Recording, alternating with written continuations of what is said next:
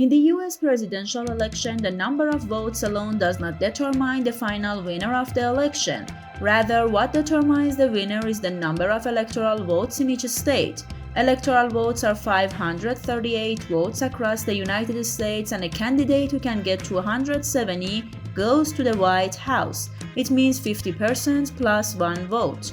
The American political system is federal. This means that each state can decide separately from the other states and have its own laws.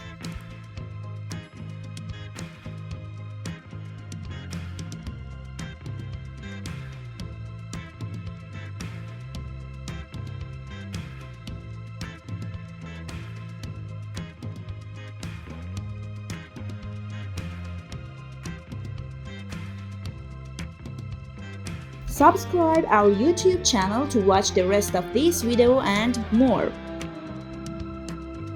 Each state has a different number of representatives in the House of Representatives and Senate. The number of representatives in each state varies. Electoral votes are especially important in counting votes for the presidential election.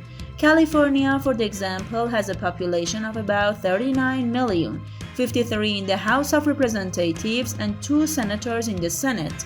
So the state has a total of 55 elected representatives. At the time of the election, the 39 million people will vote for their preferred candidate.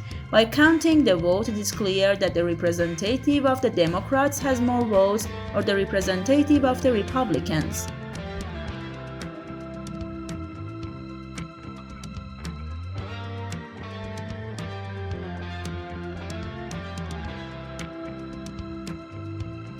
For example, if the representative of Democrats in this state has more popular votes, he will get 55 electoral votes.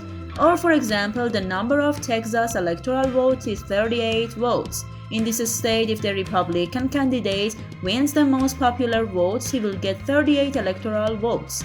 Each candidate who gets 270 out of a total of 538 electoral votes wins the election.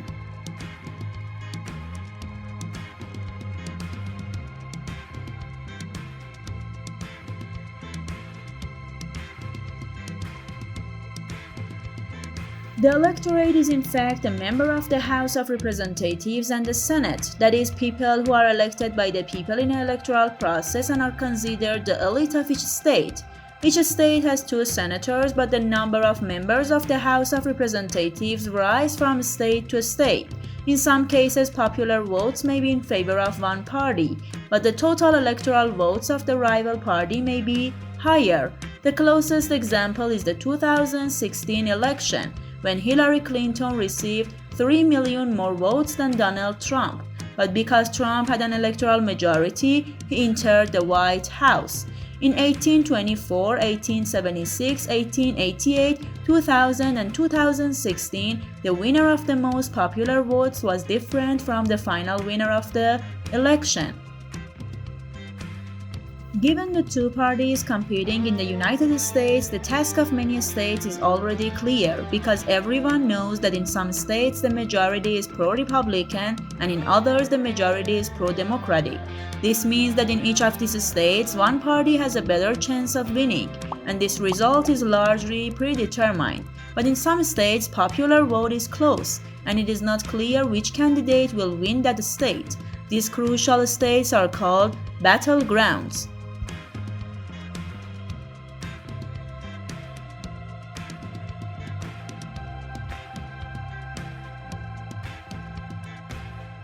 Florida, Pennsylvania, Michigan, Wisconsin, Arizona, Georgia, North Carolina, New Hampshire, and Minnesota are the crucial states with a total of 121 electoral votes, or 22% of the total electoral vote.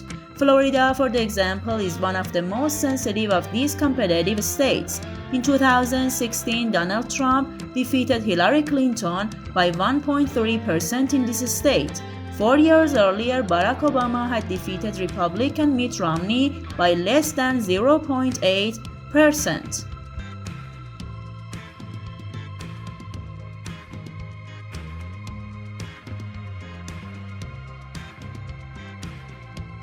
Most Americans go to the polls on election day, but it is possible to vote in absent by mail. Also, the possibility of early voting that encouraged the American people to vote early. Absent voting is the voters who cannot or do not want to go to the polls on election day that can cast their ballots in absent. These tabs are usually mailed, and early voting is the formal way in which citizens can cast their ballots before election day. American citizens in 33 states can vote early without any excuse.